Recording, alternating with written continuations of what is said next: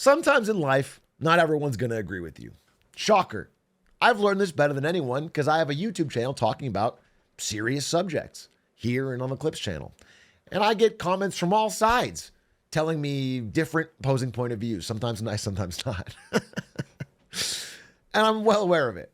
When it comes to what I'm going to talk about in this video, I truly am incapable of doing what you might call steel manning the opposing argument. I can't figure it out. I can't understand how anyone could think a strategic crypto reserve containing the tokens that I'm going to talk about is anything remotely more than a grift. Now, I'll give you the backstory, I'll give you the history, and I'll explain it all. But before that, I have much better news.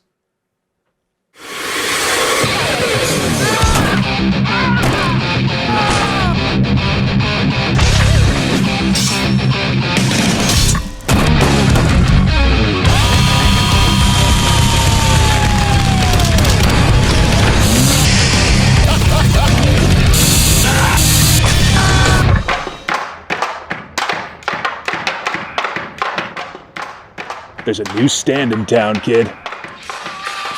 Body's bullshit's blazing, still my heart is blazing. If the word kill me, I don't need the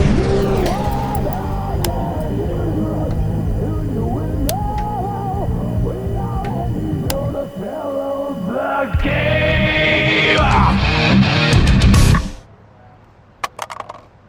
That's right, baby. A brand new podcast featuring me, Doug, and Aiden called Lemonade Stand, which is going to be in your inboxes today.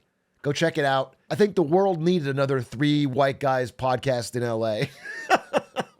But I'm being serious.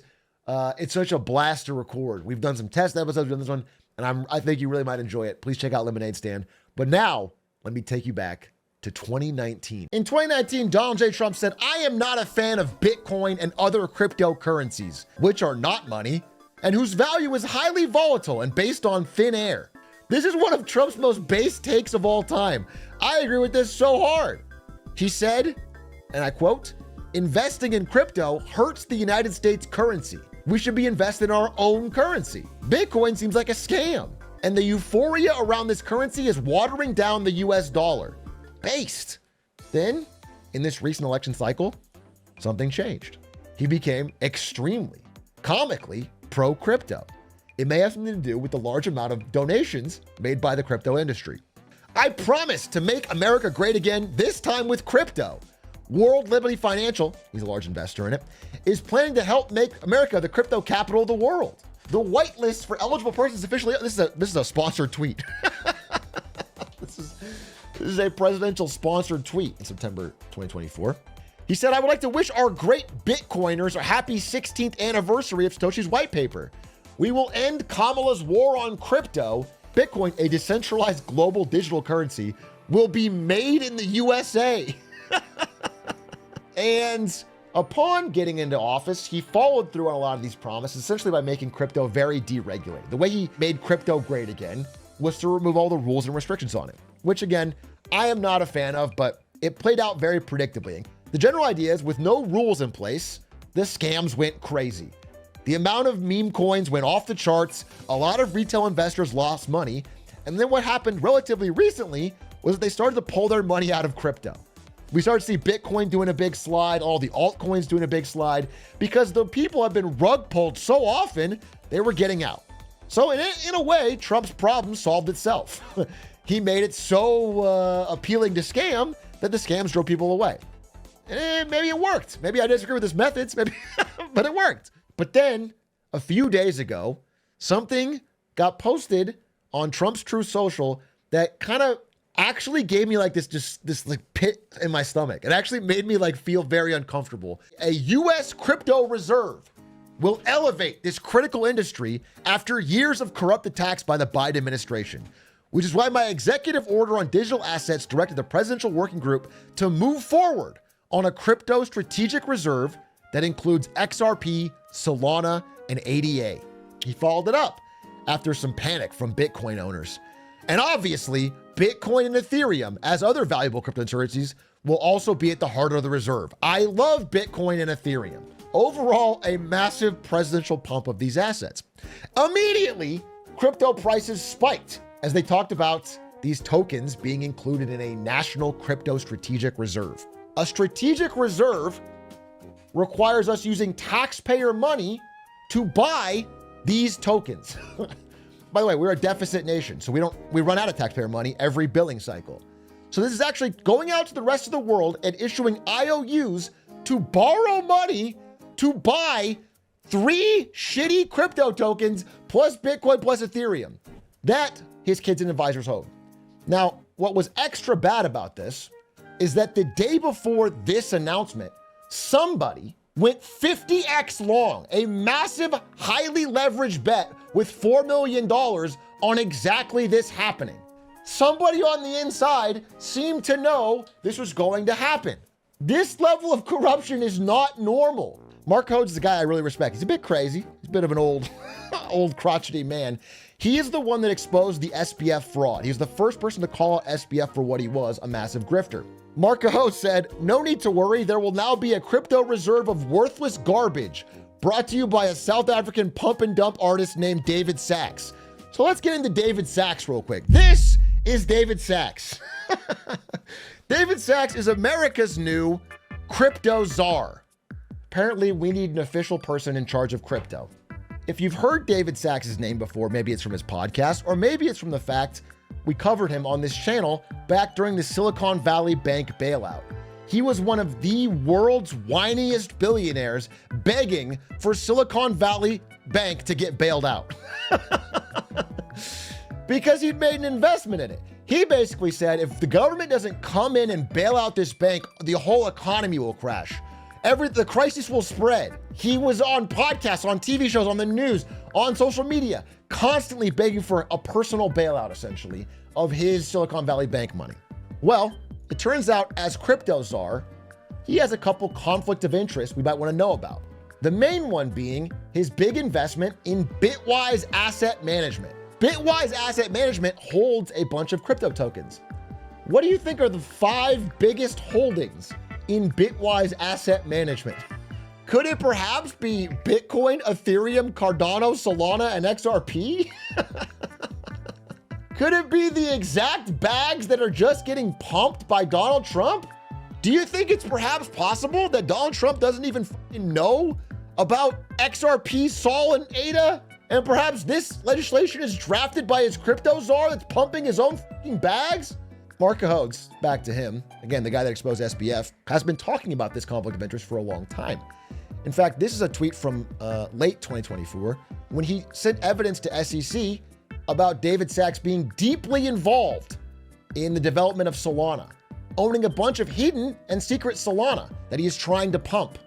In fact, if you look through their terrible all-in podcast, you might find some clips that are pretty damning in hindsight. Sachs, I gotta say, I think your AUM is positively correlated with the bags under your eyes. If you mean it's getting bigger, you're correct. I mean, Yeah, they're heavy. good lord, They're heavy, dragging you down. that's where you're hiding all that Solana in your fucking under your eyes. Jesus. You better clear that Solana position. What's your lockup? 24 months? Fuck no, he's trying to sell it to me on text message. Yeah, of course he is. We're negotiating discounts, I just had the founder on Hey, the you're pod. fucking the whole thing up. bro. You don't think Ponzi to, scheme? I'm hodling. I'm hodling. you think I buy You're not hundreds of holding, millions you're of dollars clearing. of anything without a discount? Everything is a discount. Everything's discounted. You want to clear that position in an LLC? Are you saying I got $1 billion of Solana? No, bro, I'm saying I have one, but I brought it at a discount. But you're holding, correct? Ish. Yes. Okay. Yeah, me too. So these fucking rich guy douchebag Silicon Valley scumbags have acquired massive positions in the very coins they are now using their political influence to get us to bail out as taxpayers. There is no benefit to you or me or any regular American Republican or Democrat. These guys flip sides based on whatever way the wind is blowing to make money. David Sachs donated a bunch of money to Gavin Newsom. He was anti-Trump before, now he's pro, whatever way makes him money. And as in recent months, Bitcoin was dropping and all these bags were dropping, they needed a bailout. They needed a fucking turnaround, which came with this random Sunday night tweet by Donald Trump to pump all of these very specific niche currencies, none of which are big enough to be a strategic reserve, all of which would be massively moved by the price of America getting involved. Peter Schiff pointed this out. Now, Peter Schiff is a really principled thinker, a guy I really respect. And just to be clear, for anyone accusing him of being partisan, this guy's been in financial markets for 40 years. This guy voted for Donald Trump. But even Peter Schiff can't help but say, this is the biggest crypto rug pull of all time. A pump and dump scheme. Who authored these 2 Sunday afternoon posts? Who knew about them in advance? How much money with those in advance were spent buying XRP, ADA, Sol, BTC, and Ethereum? We need these emails and text messages to find out what level of scam we're dealing with here. David Sachs, our crypto czar, responded by clutching his pearls. Huh! The accusation, the mere thought that someone like me, who's already very successful in business, would go into government to make more money is a lazy and stupid narrative. Interesting. Interesting. To a person, all the billionaires that I've met serving in government are doing it for one reason. They absolutely love the country and want to make it great again. To do that, we have to drain the swamp and the massive government corruption that's in plain sight. I agree. There is some government corruption in plain sight that we need to get rid of. It's just interesting that you take this position that people who are successful in business would never go into government to make more money, when just a few years ago, you said essentially the opposite. The problem with government as a capital allocator is the money goes to special interests who have the ability to lobby, but not to innovate. That's just so interesting that your position has changed so dramatically. Many people spoke out against this who have careers in finance.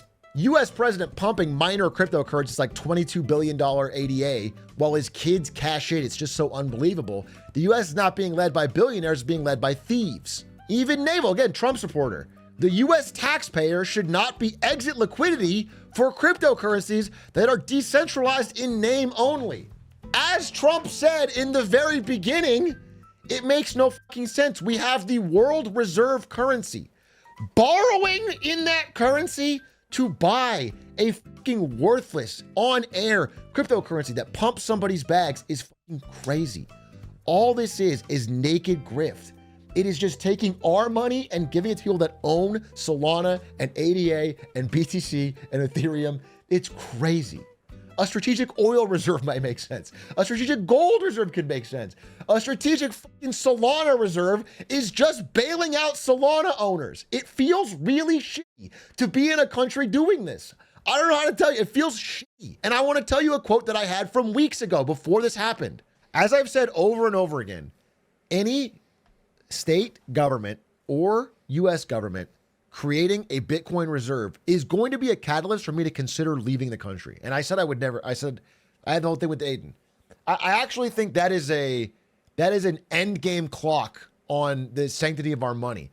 It is essentially a taxpayer bailout of Bitcoin owners. It actually is one of the worst ideas I've ever heard. And that's when I thought it was only Bitcoin. Let alone fucking Solana.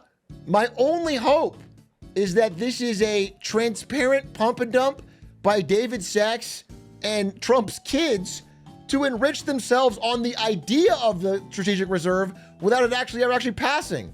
That's the best I can hope for. People from any political background, people who I've seen openly stump for Trump were like, there's no good from this.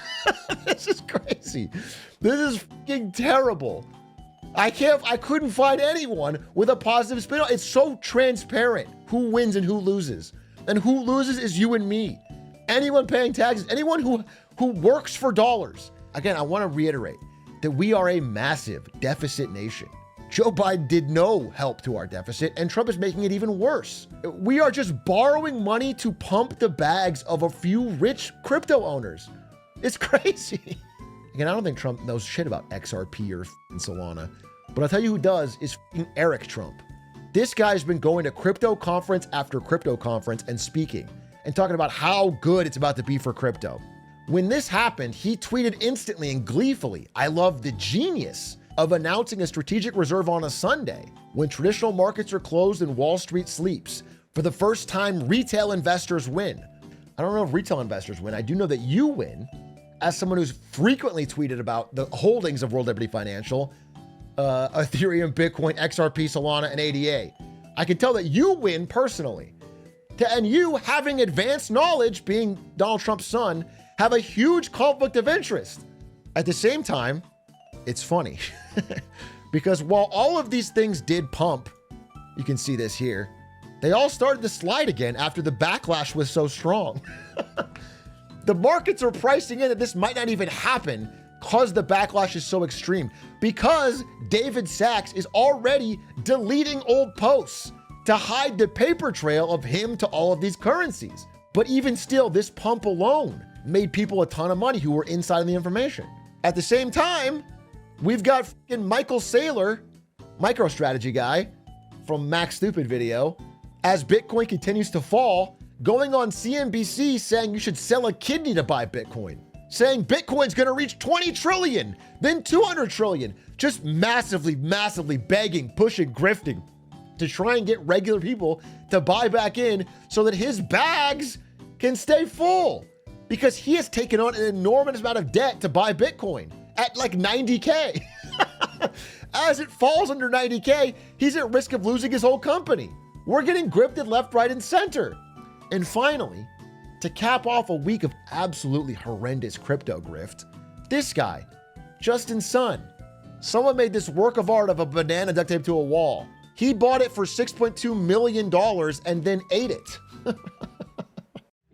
比别的香蕉好吃多了，确实不错。 A bit like copium. If you know him for this, that's kind of funny. But actually, he's a pretty notorious grifter and scammer who was getting investigated by the SEC. Until recently, he put $75 million into Trump coin. And all of a sudden, the SEC asked a federal judge to put the case on hold. Basically, immediately after putting $75 million into Trump coin, the SEC said, let him off the hook. This is a guy who, again, was fraudulently manipulating the price of digital token Tronics, selling unregistered securities. The case is now dismissed.